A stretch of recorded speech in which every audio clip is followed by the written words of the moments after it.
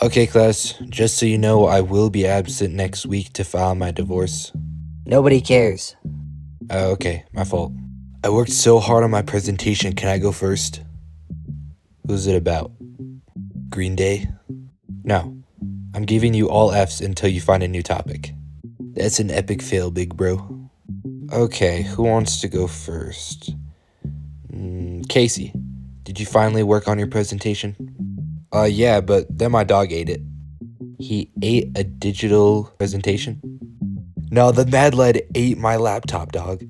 I lost all my Genshin Impact skins. That's low-key deserved. Why are you playing that game? Okay, so my presentation today is on why Lovesick Hexalogy by Nujabes and Shing02 is the perfect hip-hop album. Slide 1. What is Lovesick? Hip-hop has proven time and time again that when a legendary producer and a legendary MC come together, greatness is inevitable. Whether it be Mad Villainy, B, Liquid Swords, or today's subject, Lovesick Hexalogy. Nujabes is the father figure of the lo-fi hip-hop movement, incredibly influential and inventive in his fusion of jazz and hip-hop, creating these looping beats that are meant to feel like a cascade or cyclical loop. He was known for being reclusive, shy, and dedicated to the purity of music and art. His real name, Seba Jun, reversed, gets Nujabes. Thanks to Nujabes, Japanese hip-hop was internationalized and is why we get to experience wonderful albums like modal soul or metaphorical music. Shing02 is the foil to Nujabes. Where Nujabes is reclusive, Shing02 is calm, outspoken, and spiritual. He's known for poetic lyricism that weaves in metaphors of nature, science, spiritualism, and philosophy. It's deeply emotional and beautiful. The two met sometime in the late 90s underground Tokyo hip-hop scene. Their first major collaboration was Lovesick, a single released in 2001, which instantly demonstrated their chemistry as a duo.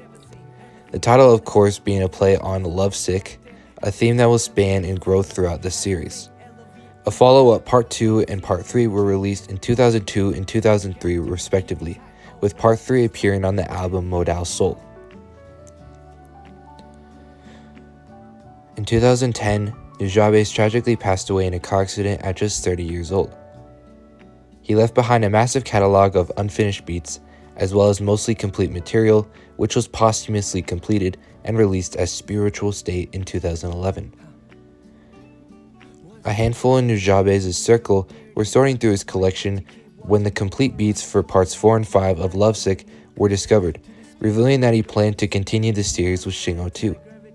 Shing02 took this as a sign to finish what they started, and both songs were released as a single in 2011 in dedication of Nujabes, the series being considered done. But 2 years later, a hidden folder was discovered with the unfinished pieces of a beat titled Lovesick Grand Finale. This was released as a single in 2013, finally finishing off the series. In 2015, the series was finally compiled into Lovesick Hexalogy, including all 6 parts, a remix of each part, the instrumentals, and the bonus track Perfect Circle. A hexalogy is a literary or narrative work comprised of 6 distinct works, which is very fitting as this series really builds off of each other and it feels like more than just a collection of tracks. It feels like a story with an arc that ends in the best way possible.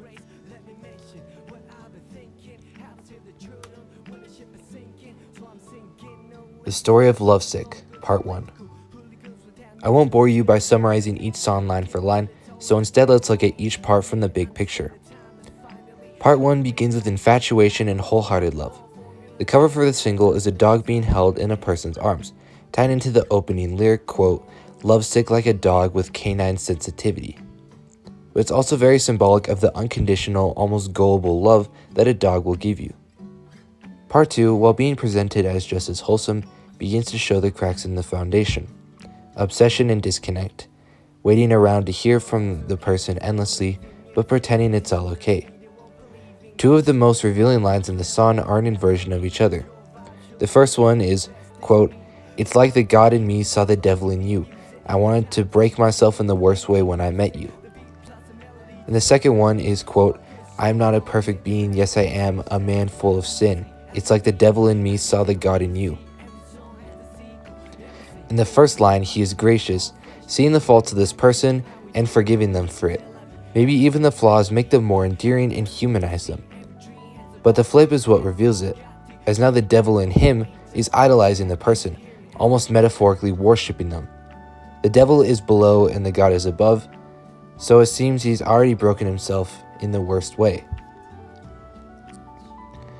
By part 3, things take a more metaphorical turn, and for most of the song, it seemed to be very symbolic of rebirth and new beginnings, as well as reflecting back on times long gone. It's only by the third verse that we see the continuation of the story. I'm going to read a few lines to demonstrate the full picture. Quote, when I chime on your door, you'd still let me in. After all these years, the room you caved in my heart is exactly as you left it. I realize that you have moved on, new styles and clicks like them silent flicks. I'm speechless in this golden occasion, the beautiful expression on the silver creation. This time I'd like to keep in touch. I'm a little bit wiser, a lot tougher. If I suffer through another nightmare tonight, we'll chalk it up as another chapter to write, alright? And in just a few lines, the quiet pain of leftover heartbreak is so beautifully painted. Here's the thing about these songs. I'm not going to tell you what the story is in a literal sense. Maybe they dated and broke up. Maybe it was a one-sided crush. Perhaps they both had feelings and it never went anywhere. It could be any of those or something entirely different. But here's the thing. The beauty of Shing's writing is that it's open-ended. He tells the story much more clearly through metaphors and dream logic, lyrics that are felt more than understood. With this analysis, I'm attempting to clue you in on what it means so that you can find your own interpretation and so that we can also view the arc of this series from the bigger picture. But I highly encourage anyone watching to take a moment to appreciate the intricate lyricism if you decide to give the album a listen. Remember how I said that parts 1 to 3 were released sequentially in 2001, 2002, and 2003? Well, to me it seems like at the time, this was a self-contained song trio. After all, we have the setup of a love story in the first song, development and conflict in the second, and resolution and transcendence in the third. And because of the large gap between part 3 and 4, it seems almost like, at the time at least, Shing02 had considered the series done. But that doesn't mean that the story is over quite yet. After all, Nujabes intended for there to be 3 more parts, which means that after his passing, it was up to Shing02 to decide where the story went next. And the place he takes it is very special. Part 4 continues a reflection of times long gone with what was started in part 3, with wonderful little metaphors like, quote, gazed each other in the eye to find galaxies of uncharted nebulas, heard joy over spilled milk on a quilt of lavender woven in the fabric of our calendar. What I think is the coolest part about this track is how it keeps looping around the months of the year. The beginning refrain lists January up to September before branching off, then circles back to October, November, and December at the end of the verse before repeating the refrain. To me, it really evokes a sense of passing time. Recall that in part 3, years had supposedly passed since Shing had connected with his former love interest. Our life is in constant motion and cycles. Days, weeks, months, and years repeat and recycle over and over again. Also recall that Nujabes' philosophy with his beats was to create a sense of cascading loops reflecting the circle of life.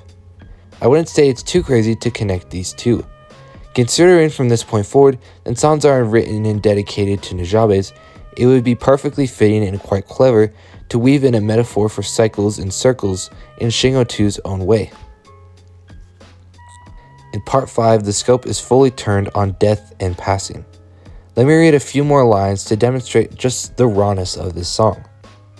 Quote, in your last breath you told me that you had to go, 'cause it pained you so. Oh, I loved you so much so, was it selfish to hold on, and cling to your body that hosts a soul. And another lyric, quote, as you quietly descended 6 feet deep, But the spirit ascended before I wet eyes, a gift from God returned to sender.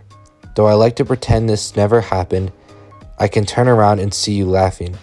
But the fact is you can never practice getting blindfolded and eating the windshield.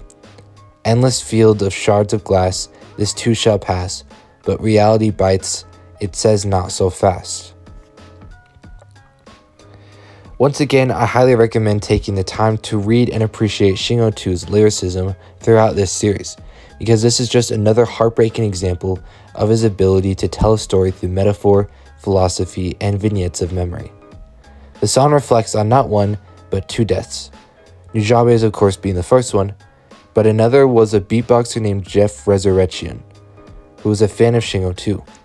The first verse has been said to have been made directly in his honor. Throughout the whole song, Shing reflects on the pain of death and the finality of it.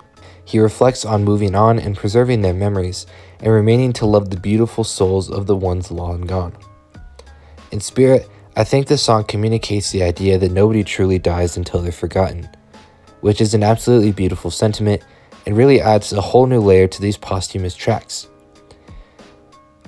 That means that the very tracks we are listening to are preserving the memory and legacy of Nujabes and even Jeff Resurrection, simply by being made in their honor. Another lyric I wanted to quote was, quote, "Your smile is the only thing that comes to mind. Your smile is the only thing that shines. Whether a tree lives to see the end of centuries or a random hand picks it instantly, life is art, a miracle for all to see. I must tell you that you lived beautifully." I'm not crying, you are. Part 6 is the final transcendence into mythical territory. Shing reflects on his journey as an MC, equating it to Nujabes' journey into the afterlife. He reflects on their times together, and also interestingly enough, speaks about his pen as if it was a woman. And this is a really cool reading. What if the love interest that's been spoken to throughout this whole series was his pen all along? It's a pretty ironclad reading if you think about it. Starting out as a young and ambitious MC with too much to prove, and then coming back years later weathered and calm and self-assured. With this final track reflecting on that journey, it's a pretty cool layer to consider, and a very beautiful one for sure. Quote, "You say a circle is a flawless shape, every part equidistanced from the center, on the arc without a start or finish. A line on a loop carries weight, a freight train runs unabated. And the cycle is complete with this line. Just like Shing wrapped in cycles in part 4, just like Nujabes creates loops and cascades that weave and circle back, and just like the whole series has themes of the cycle of life, the journey of a soul, and the endless cycle of love and heartbreak. The whole series is, in my opinion, a culmination of this line. A circle is a flawless shape. Every point on the line is a perfect distance from the center. There's no edges, there's no start or end. It's all just one continuous line, just like life. And I think that's pretty profound.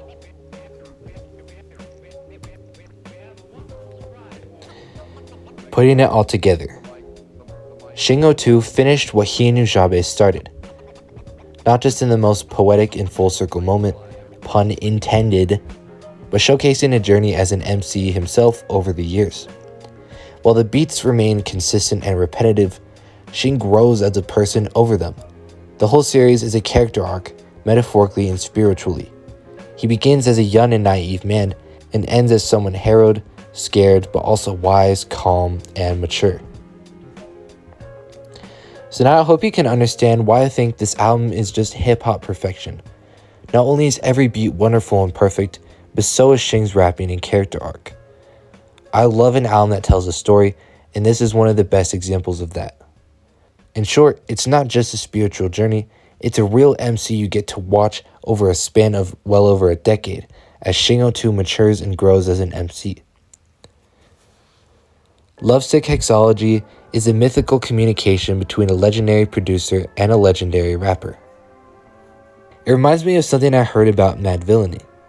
When MF Doom and Madlib were recording between 2002 to 2004, the duo rarely spoke. To paraphrase what Doom said, the two rarely ever spoke, and instead communicated through the music.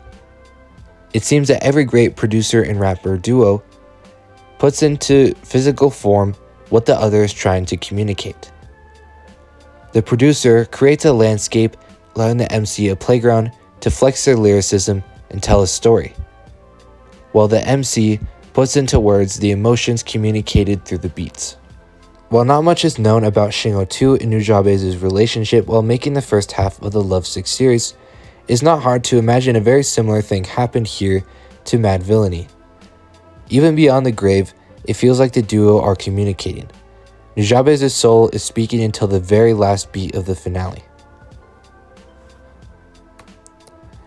And yeah, that's my presentation, so I don't know what else to say.